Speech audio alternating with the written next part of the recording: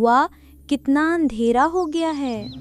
अली, अंधेरे से डरना नहीं, अल्लाह की रोशनी हमेशा हमारे साथ होती है। दादी, ये रोशनी कितनी प्यारी है।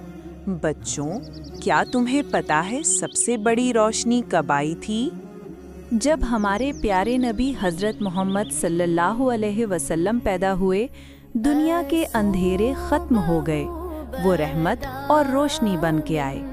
मतलब आज का दिन सबसे रोशन दिन है और हम भी रोशनी फैला सकते हैं प्यार और मदद से। हम सब मिलकर ईद मिलादुन नबी सल्लल्लाहु अलैहि वसल्लम को रोशनियों से सजा रहे हैं।